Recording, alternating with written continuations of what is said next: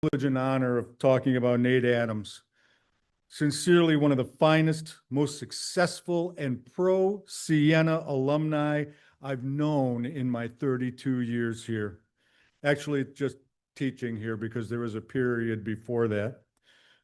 He was an amazing student and has proven himself an amazing alum as well. He is a reason for us to be proud. Nate is a nationally quoted film critic who has interviewed some of the most popular A-list celebrities in the country.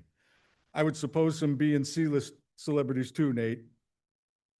He has attended just about every film festival created, including the Toronto Film Festival and South by Southwest in Texas, where he met Matt Damon.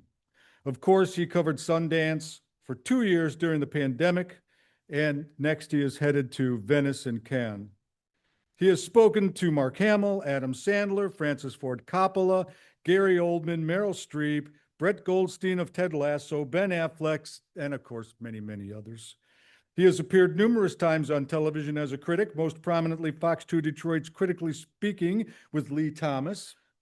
He has been on Oakland County Megacast radio throughout the country and internationally, and is published throughout the states, including his most famous quote about the film Cats, where he said, "Congratulations to dogs."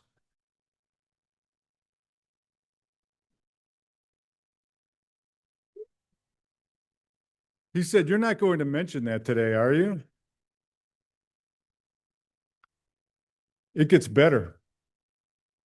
Recently, for the film Death of a Unicorn, produced by A24 Studios, Nate had his quote, "Jurassic Park on Acid," nationally quoted on posters and in print media and on national media. In 2018, he was nominated for Rookie Writer of the Year by the Michigan Press Association. I think, however, the most impressive thing about Nate is he is a good person who loves his alma mater. I see him at many alumni events, including homecoming, theater events. He is always willing to speak to my film class and share some of his Hollywood stories with the next generation. He's a 2017 graduate of Siena with a major in theater, speech, and dance. Nate loves his community as well. He supports the Adrian Film Festival when in session. He has performed himself many times on the Croswell Opera House stage, where he most recently played Luther Rosser in the acclaimed Parade.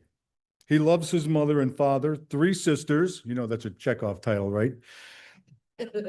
And all of his nieces and nephews. Nate is the best. He has met and interviewed everyone who is anyone in Hollywood, and he is definitely an outstanding alum. I am proud to introduce Nate Adams. Well, first off, I just want to say happy Taylor Swift album release date to everybody who celebrates. Listen, Life of Showgirl, kind of a banger. No, thank you.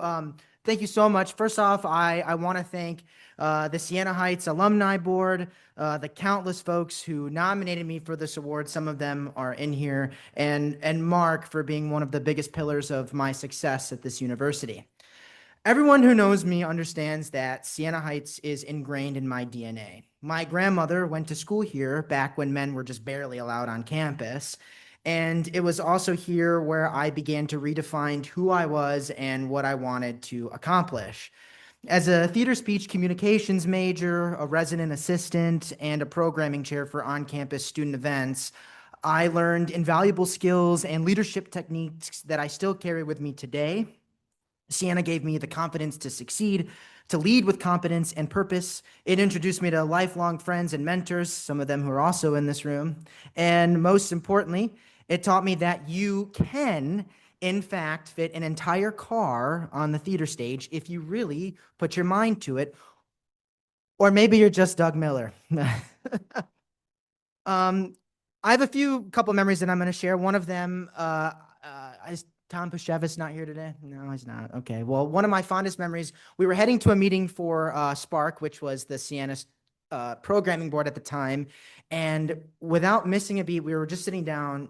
He opens the door like the Undertaker, looks at me dead in the eyes and says, "Gene Wilder died.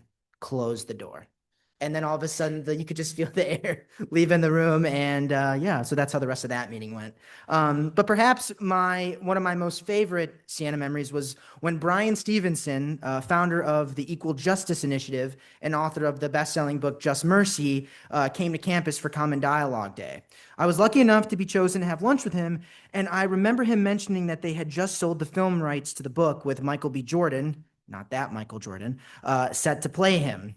Fast forward 3 years, and I somehow found myself covering the premiere of Just Mercy on the red carpet while working the Toronto Film Festival. And wouldn't you know it, Mr. Stevenson, standing right next to Mr. Jordan, spotted me in the crowd, walked up, and said, "Siena, right?"